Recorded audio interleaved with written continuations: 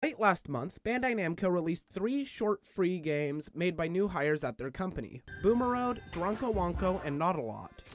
These are some short experimental games where the devs openly encouraged feedback to be given, and as an unemployed video essayist, I feel it my duty to say something about these games. Boomeroad was the first game released, and was easily the one I want to talk about the most. The premise is that you have a boomerang that when thrown creates a rail that can be grinded on. Nothing makes me come faster than unique movement mechanics in video games, and this is no different.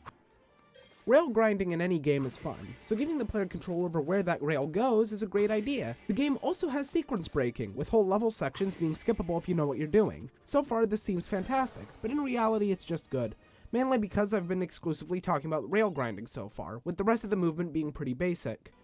Walking is slow and you can't really do much interesting outside of rail grinding. A ton of people have already compared this to Bomb Rush Cyberpunk, and I don't think I need to explain why.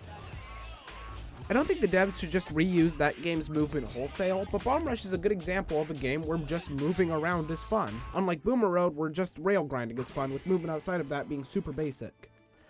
Out of these 3 games, Boomeroad was easily my favorite, and has the most potential if expanded into a full release, and given the game's ending, I have a feeling that's what they're hoping for.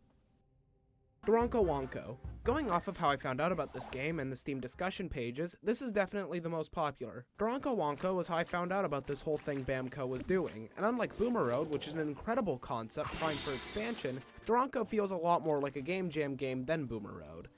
It feels like the devs came up with a concept that'd be quick to make and interesting to do, and then did it, and they did it to great effect. This is what experimentation looks like, coming up with a neat idea, and then making it.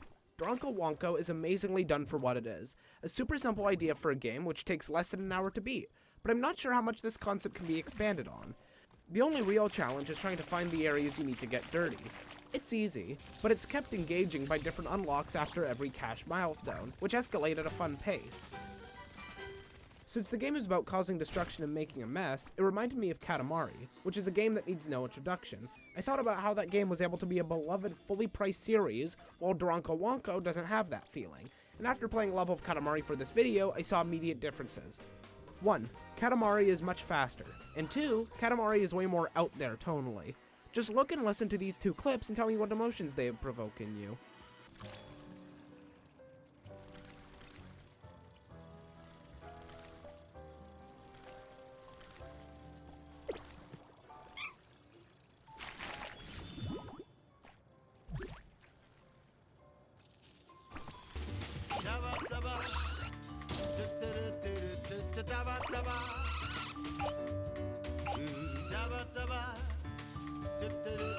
If you're like me, Katamari felt much more energetic than Doronko, which, breaking it down to core gameplay, feels like a chill-out game with not much challenge.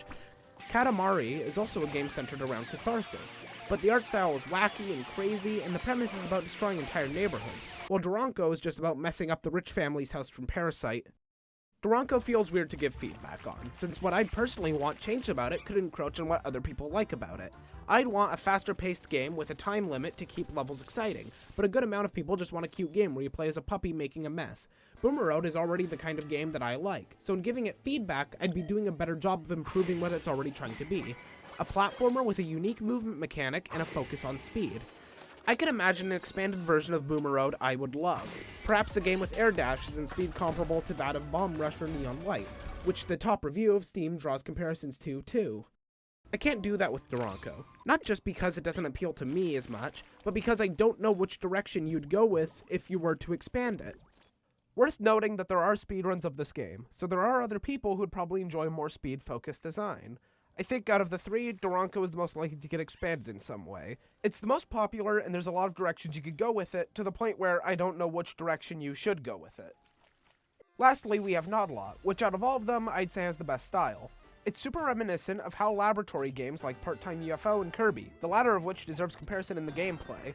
Nottolot is a stealth game where you hack to enemies to traverse the level. It's simple, and initially it didn't get much out of me since I found it to be the least experimental out of the 3. As I said earlier, Nottolot is the best stylistically, which is why I'm struggling to say things about it. Also because it has a lot of surprises in store which help my enjoyment. So if I somehow piqued your interest, I highly recommend giving not just this, but all of these games a try, seeing as they're free on Steam. And each one should take you less than an hour. We need more AAA games companies making one-off experiments like this, and I think all of these games are an example of what I want to see more of. If you want to take away from this video, let it be that we need more experimental games that take chances like this. It's amazing to see big budget developers give chances to fresh blood, and I don't think we can have too much of that.